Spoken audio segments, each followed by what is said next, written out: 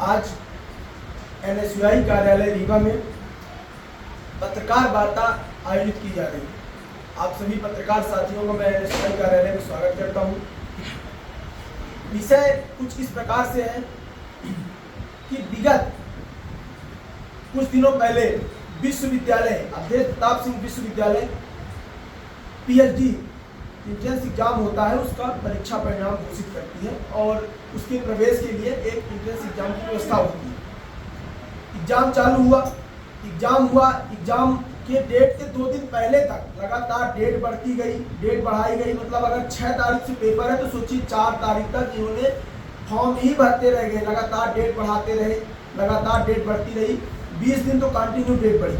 उसके बाद 6 को पेपर था, 4 तारीख तक सोचिए उसके लिए प्रवेश की प्रक्रिया चालू रखी गई। पहली बात तो ये गड़बड़ी का विषय। फिर दूसरा, जब परिणाम घोषित किया गया तो 90% स्टूडेंटों को उसमें फेल कर दिया गया, अनुत्तीर्ण कर दिया गया। पहले भी देखा गया है कि विश्वविद्यालय में जो परीक्षा परिणाम घोषित किया जाता है, जो वहाँ के कोर्स है, उनके हमेशा परीक्षा परिणाम में गड़बड़ी ही पाई गई है, अनियमितता की गई है। बड़ा विषय ये है, आप सोचिए कि जिस विश्वविद्यालय में ऑलरेडी कर्मचारियों को पेमेंट दी जाती है कॉपी जांचने के लिए वहाँ रखा गया है, आखिर वहाँ की कॉपियाँ कहीं दूसरी जगह क्यों भेजी जाती है?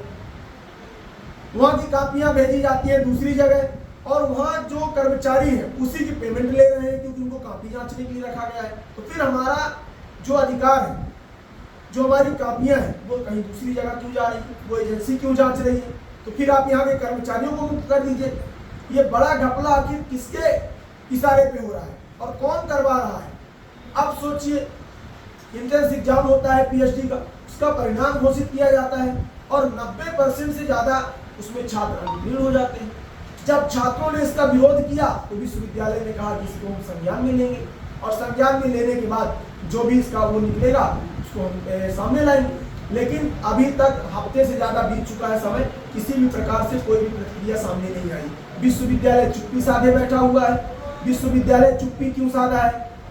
चुप्पी साधने का मतलब यह दर्शाता है कि कुछ ना कुछ गड़बड़ी है और वो अपनी गड़बड़ियों को छुपाने का काम कर रहे हैं। विश्वविद्यालय से हमने भी बात की कि भैया क्या गड़बड़ी है, ऐसा क्यों हो रहा है? अगर आप कुछ कर सकते हैं तो ठीक है, नहीं कर सकते तो हम छात्रों के साथ आंदोलन करने का काम करेंगे। वहाँ भी कोई जवाब नहीं आया। उन्होंने कहा कार्रवाई की प्रक्रिया चालू है, कार्रवाई हो। जो 90% छात्र छात्राओं को फेल किया गया वो वास्तव में उसके हकदार थे। बहुत सारे छात्र ऐसे हैं जो हकदार थे।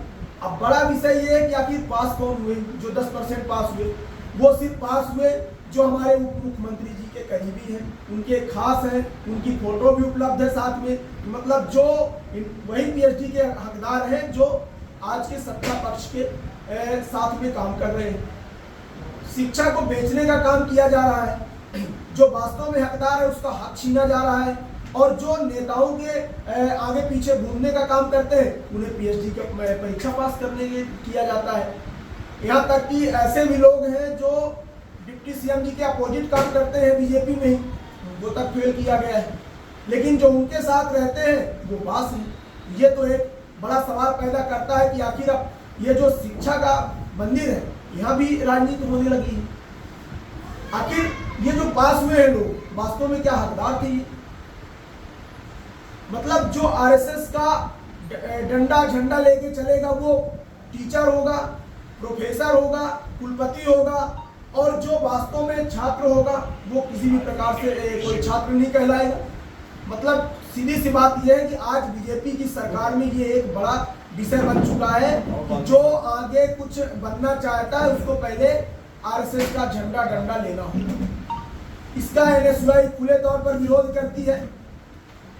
हमारी मांग ये है, एनएसयूआई मांग ये करती है कि जो वहाँ परीक्षा परिणाम घोषित किया गया है उसे फिर से रोका जाए, चाहे ये परीक्षा दोबारा कराएं, चाहे पुनर्मूल्यांकन की प्रक्रिया चालू करें, जैसे उस बार किया गया था कि सीसीटीवी कैमरे लगाकर और कैमरे के सामने कॉपी चेक की गई थी, उस तरह का प्रावधान किया जाए और विश्वविद्यालय जल्द से जल्द कॉपी जचवाने का काम करे। एनएसयूआई निश्चित रूप से बड़े आंदोलन की तैयारी कर रही है। अगर एक हफ्ते के भीतर विश्वविद्यालय इस पर कोई लिखित जवाब नहीं देती है तो एनएसयूआई निश्चित रूप से बड़ा आंदोलन करेगी। लेकिन जो छात्र छात्राएं हैं उनके साथ करेगी, क्योंकि ये छात्र छात्राएं परेशान हैं और बहुत दिन से मेरे पास भी फोन आ रहा है। आज इसीलिए हम पत्रकार वार्ता आयोजित कर रहे हैं। पत्रकार वार्ता के माध्यम से आज हम विश्वविद्यालय प्रशासन को चेताना चाहते हैं कि आप तैयार हो जाइए, चाहे आप पुनर्मूल्यांकन की प्रक्रिया को चालू करिए, चाहे परीक्षा पूरा कराने का काम करिए, लेकिन अगर किसी विशेष दल और सत्ता पक्ष के इशारे में आप काम करोगे। कुलपति महोदय वीडियो जारी करते हैं कि आरएसएस की रैली निकलनी है, सभी स्टूडेंटों को, सभी प्रोफेसरों की उपस्थिति अनिवार्य है। मतलब किसी संगठन के लिए व्यक्तिगत काम कर रहे हो आप, सरकार की सैलरी ले रहे हो, शिक्षा के मंदिर में बैठे हुए हो आप। आखिर ये क्यों किया जा रहा है? बीजेपी सरकार जो शिक्षक होते हैं उनको एक दल के रूप में क्यों देखने का काम करती है? अभी आपने देखा संघ का पद संचलन हुआ, एक शिक्षक उसमें मौजूद थे। मतलब 70 से 80% से ज्यादा शिक्षक उसमें मौजूद थे। सोचिए, उनके ऊपर दबाव था कि आपको आना इंपॉर्टेंट है और डंडे झंडे के साथ आना है। जिस संगठन के लोग कोई ऐसे नहीं है जो क्रांतिकारी रहे हो, कोई एक क्रांतिकारी का नाम बता दीजिए जो जिसने आरएसएस में काम कर रहे हो। गोडसे की विचारधारा पर काम करती है ये, लेकिन उसके बाद भी उन्हीं को पूजने का काम किया जाता है। महात्मा गांधी जी की प्रतिमा पर माल्यार्पण करने का काम करते हैं और वही गोडसे जी को पूजने का काम करते हैं। ये दोहरा मापदंड अपनाने का काम करते हैं। ये बिल्कुल भी बर्दाश्त नहीं किया जाएगा। हमारी मांग है, हम बता दें आपसे, पीएचडी प्रवेश परीक्षा की पूरी प्रक्रिया की स्वतंत्र जांच कराई जाए, पहली मांग है हमारी। दूसरी है, यदि किसी स्तर पर गड़बड़ी पाई जाए तो जिम्मेदार जो अधिकारी हैं जिन्होंने इस पर गड़बड़ी की है, जैसे परीक्षा पेपर लीक हो जाता है तो उसमें जो गड़बड़ी की गई है और जो परीक्षा परिणाम में गड़बड़ी किया है, हमें तो सुनने में ये भी आया कि पैसे लेकर भी पास करने का काम किया गया है। और सिफारिश तो पहले ही बता चुका हूँ आपको, पैसे लेकर भी पास किया गया है। जो अधिकारियों की गड़बड़ी पाई जाती है उन्हें भी अधिकारियों के ऊपर बड़ी से बड़ी कार्रवाई की जाए। तीसरी हमारी जो पात्र विद्यार्थियों के हित में परिणाम पुनर्मूल्यांकन आयोजित किया जाए, मतलब कैमरे के सामने परीक्षा परिणाम फिर जांचने का काम किया जाए, पुनर्मूल्यांकन का काम किया जाए। आप बताइए, क्या परीक्षा परिणाम घोषित होता है जब 90% से ज्यादा गड़बड़ होता है तो क्या छात्रों की गड़बड़ी है? आखिर शिक्षकों को भी तो गड़बड़ी हो सकती है ना। और शिक्षक हो सकता है ना पढ़ा पा रहे हो, आप डंडा झंडे लेने वालों को अगर आप शिक्षक बैठा दोगे बना के तो क्या पढ़ाएंगे? जो पूरा दिन नेताओं के आगे पीछे घूमने का काम करते हैं। तो मेरा निवेदन है विश्वविद्यालय प्रशासन से आज इस पत्रकार वार्ता के माध्यम से कि जितना जल्दी हो सके छात्र हित में निर्णय लिया जाए और जो पीएचडी का एंट्रेंस एग्जाम हुआ है पुनर्मूल्यांकन की प्रक्रिया चालू करके कैमरे के सामने कॉपी जचवाई जाए, अन्यथा एनएसयूआई बड़े स्तर पर आंदोलन करेगी, कुलपति महोदय के इस्तीफे तक की मांग करेगी अगर ये दलाली बंद नहीं की गई।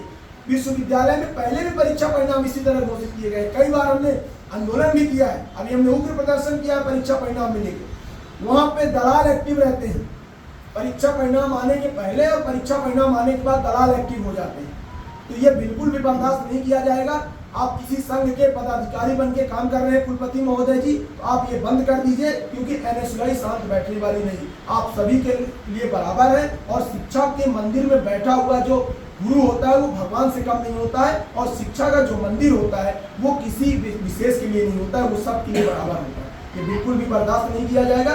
पीएचडी के जितने भी छात्र वो अनुत्तीर्ण हुए हैं और जिनको गलत तरीके से किया गया है, उनके साथ एनएसयूआई का एक कार्यकर्ता खड़ा है और आगे भी बड़े स्तर पर आंदोलन के लिए तैयार है और लड़ने के लिए तैयार है। धन्यवाद।